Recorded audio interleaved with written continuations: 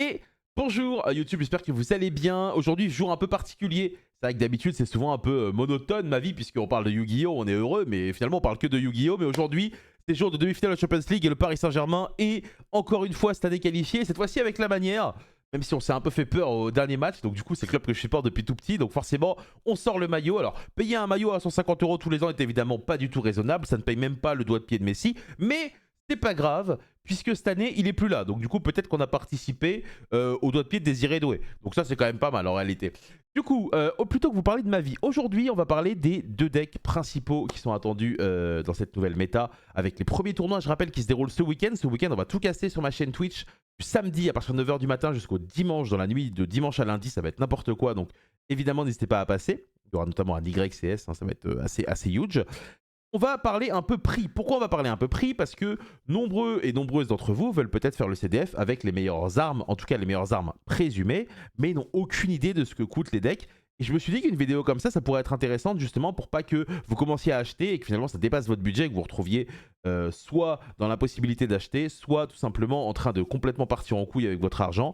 Donc je pense que c'est intéressant de parler de tout ça. On va prendre pour référence les decklists sont sortis dans le tournoi il y a 2 jours, avec les prix au 29 avril qui peuvent évidemment évoluer vers le haut comme vers le bas. C'est quelque chose que je ne maîtrise pas. Comme d'habitude, n'hésitez pas à vous abonner si les vidéos vous plaisent. Il y a un gros pourcentage de gens qui regardent les vidéos qui ne sont pas forcément abonnés alors que ça coûte absolument rien et c'est un gros soutien. Donc vraiment n'hésitez pas à cliquer sur le petit bouton. Ça fait énormément plaisir. Ça donne beaucoup plus de force que ce que vous pensez. On est parti avec le premier deck Ryzeal Mitsurugi. Donc ce que je vais faire, c'est que je vais vous donner les prix à la voix des cartes dans leur rareté minimum. Et à la fin, je vous donnerai le prix global d'un deck. Donc on commence par 3 H Blossom qui sont disponibles en commune actuellement. Donc on est sur 1 € la carte. Évidemment, on va se baser sur les prix en français. Je pense que c'est intéressant. Ensuite, les 6 Ryzeal, globalement, depuis qu'ils sont à 2, on peut les avoir à 10 pièces. Donc le Hext à 10, le Ice à 10, le Sword à 10. Pour le Star Ryzeal qui vient de sortir, certes c'est une secrète rare, mais on peut l'avoir à 12 € parce que c'est une one-off. Donc c'est quelque chose qui est relativement agréable. Ensuite, le Muramasa que vous voyez juste à côté du Ice, c'est à 1 €, c'est une super, même si aux États-Unis elle a Spike à 2 $, 2,50 $. Ici c'est quand même raisonnable. Le Kusanagi et le Sagi sont des communes qui valent 2 centimes, donc on va pas forcément s'attarder dessus. Ensuite, arrivent les problèmes avec évidemment 3 Fuvalos. Le Fuvalos aujourd'hui, c'est 17 € pièce, peut-être 18 en fonction de comment vous en sortez. Donc ça revient à peu près à 54-55 € le playset. Évidemment, c'est des prix qui sont un peu flippants, mais c'est des prix qui n'ont rien à voir avec ce que c'était il y a un mois, puisque la carte n'était pas encore ressortie. Donc clairement, ça fait plaisir. Et à le contrario, il y a une carte quant à elle qui s'est envolée, c'est le Purulia, qui aujourd'hui est à minimum 45 €. Et donc, pour avoir un playset, ça revient à 135 €, ce qui est évidemment extrêmement cher. Pour une carte qui avait été héréditée dans le but évidemment de permettre aux joueurs de la récupérer. Donc ça fait un peu peur. Ensuite, on va se calmer avec 3 Nibiru. Nibiru, 50 centimes pièce en commune, c'est très facile à avoir. Le Node Ryzeal, c'est 2 centimes. Ensuite, Abakiri. Pour avoir 3 Abakiri, ça coûte 3 €, c'est 1 € pièce. Il y a un monde où ça peut monter parce que c'est une carte qui va être très populaire, mais ça reste quand même une super rare, c'est relativement abordable. Le Murakumo aujourd'hui est obtenable à 3 €, 3,50 € à peu près. Le Futsu en super rare, c'est 2 centimes. Le Feu Ardent, ça va, c'est une carte qui valait 80 € en janvier, aujourd'hui ça vaut 2 €. Le Call By c'est 2 centimes, les Prayers c'est 2 centimes. Rituel Mitsurugi, heureusement il y en a que 2 dans cette version là, ça coûte 25 € pièce, aujourd'hui ça revient déjà à 50 €. Le Pot de Prospect c'est 3 €, le Terrain 2 centimes et les Impermes reviennent à 6 €. Donc déjà on est sur un mind deck qui est extrêmement chargé et ce qui est marrant c'est qu'on voit que les cartes qui coûtent cher c'est les non-engine évidemment, ce qu'on appelle les free spots. Ensuite, le side deck pour les lancer A, c'est assez facile à avoir. On peut les avoir aux alentours de 10 centimes. Les drôles, pareil, pour 1,50 € maximum, vous en avez 3. Emule Charmy Meols, là pour le playset, on est sur 210 €. Tout de suite, là, ça commence tout de suite à changer de catégorie. Le Crossout Designator, ça va coûter 2 € maintenant que c'est à 1. Le Plumeau, 2 centimes. Orage Foudroyant, c'est quand même 5 € en FR, même en version super rare. C'est assez étonnant. Le TTT, pareil, ça coûte 10 balles, malgré le fait que ce soit à 1.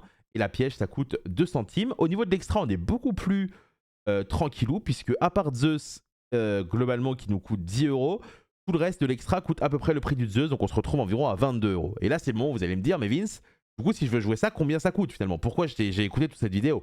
Eh bien, on est aux alentours de. On est entre 580 et 600 € pour avoir le deck Ryzeal Mitsu. Est-ce que c'est un prix qui vous paraît énorme comparé à d'autres métas? Ça va être à vous de me le dire. Mais pour le comparer et avoir un élément de comparaison, on va le comparer évidemment au deck Malice. Au deck Malice qui a fait 2e hier. Du coup. Le deck Malice, c'est assez intéressant parce que du coup, lui, il a beaucoup de cartes qui valent absolument rien, mais à le contrario, il a beaucoup de cartes qui valent vraiment beaucoup. Donc en fait, ça fait vraiment les montagnes russes et le tonnerre de Zeus, quoi. Donc du coup, les 3 H, on est toujours sur du 3 euros. Les 3 cartes OCG que vous voyez à côté de H, c'est Sauvegarde Ignister. Ça vaut 25 euros pièce actuellement. Ça peut changer évidemment avec la sortie de l'extension. Donc c'est 75 pour 3. Baldrake, Magnamut, on devrait s'en sortir et les avoir pour pas très cher. Par contre, le Druid Swarm, c'est 10 euros. Shifter, pareil, c'est pas très cher. Chessy Cat, c'est une super rare qui est pas très chère. Dormouse non plus. Mais là, par contre, arrivent les problèmes. 3 lièvres. Aujourd'hui, un lièvre en français se vend 70 euros avant même que le premier YXS de ce week-end ait été joué. C'est une carte, ça fait un peu peur parce que si jamais Malice gagne beaucoup en popularité et est très représentée dans le top cut, il y a un monde où elle gagne encore quelques euros. Clairement, ça fait pas plaisir de voir que cette carte est en secrète rare. Ensuite, le lapin blanc qui désormais est à 2, vous pouvez récupérer les 2 pour 40 euros. Tuvalos, on en a déjà parlé tout à l'heure, on est sur du 54 euros pour 3. Le Wizard, c'est une super rare, donc ça coûtera moins d'1 euro. Kolba et Sarcophage, Malice in the Mirror, ça coûtera moins d'1 euro aussi largement. Les deux terrains, on est sur du 15 pièces actuellement, c'est vraiment... Bon, ça a baissé, mais ça reste quand même assez énervé. Le TTT, c'est 10 balles. Ensuite, on arrive sur les 3 Dominus Impulse. Alors, Dominus Impulse, évidemment, pas besoin de vous le dire, c'est une carte qui ne fait que monter. Actuellement, on peut encore les avoir pour 60, donc ça fait 180 les 3, mais clairement, ça fait extrêmement peur. 3 impermes à 2 pièces. Ensuite, on va avoir les 3 pièges d'Archetype qui coûtent pas grand-chose. On peut récupérer la MTP en ultra pour 1 euro et les 2 autres coûtent absolument rien. Ensuite, en side, Lancea et Droll, toujours pareil, ça coûte pas grand-chose. L'orage foudroyant, on est sur du 5 euros. Le pousser des triples tactiques, ça fait très peur puisque la carte est au minimum à 15 euros actuellement en super rare français. Donc clairement, carte qui fait très peur. Petite anecdote sur cette carte, vu que la carte s'écrit pousser des triples tactiques, si vous allez aux États-Unis avec des copies françaises, elles se vendent assez cher parce qu'en américain, il est ça Pussy. Ne me demandez pas pourquoi ils sont comme ça, ils sont un peu différents de nous en termes d'humour évidemment. Ensuite, au niveau du reste du side deck, il n'y a pas grand chose qui coûte cher. Pour le coup, c'est que des cartes qui valent absolument rien. Et quand je dis absolument rien, c'est moins de 10 centimes. Au niveau de l'extra, ça pique un peu plus parce que Access Code, c'est quand même 2 euros. Le Wicked Cyber, ce que vous voyez en 3ème carte, ça coûte entre 2 et 3 euros. Le Codeur qui vient de sortir, ça coûte 21 euros. Et la SP, ça coûte 17 euros. Le reste, globalement, est très abordable à moins de 2 euros la carte, largement. Et donc, au niveau des prix, mesdames et messieurs, si vous voulez vous construire un Malice aujourd'hui, ça coûte au minimum 700 euros. Qui est quand même un prix relativement conséquent. Et ce qui est assez rigolo, c'est qu'on s'aperçoit que la majorité des dépenses, finalement, se retrouvent encore une fois dans tout ce qui va être Fuvalos, Dominus Impulse, Backup. C'est assez flippant. Et encore, dans cette version-là, on n'a pas de Purulia ni de Meols. Donc voilà, c'est à peu près ce que ça vaut d'avoir des decks qui sont en tout cas très attendus pour le championnat de France. Est-ce que ça va monter? Est-ce que ça va baisser? Ça va être à vous de me le dire dans les commentaires. J'espère que cette vidéo vous a servi ou autre, peut-être à débattre, pourquoi pas des prix. Peut-être qu'on pourrait se faire ça un de ces quatre, une sorte de plateau avec des joueurs pour parler un peu de comment s'organiser pour essayer d'avoir les cartes à moindre coût. Ça pourrait être intéressant, évidemment, je suis ouvert à toute idée. Ça va être tout pour moi. Moi, je vais aller regarder le match. J'espère que vous allez passer une bonne soirée. J'espère que moi aussi, ça va être une bonne soirée. Mais ça va dépendre évidemment du contenu et du résultat. Avec, je l'espère, un Vitinha qui revient en forme parce que c'est bien de faire des gosses, mais faut y aller, mon grand. Pardon. Bonne journée à tous. Prenez soin de vous. Des bisous et à demain sur YouTube, pas sur Twitch. Sur Twitch, je ne serai pas là mercredi ni jeudi.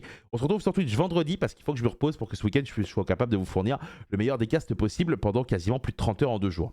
Au revoir.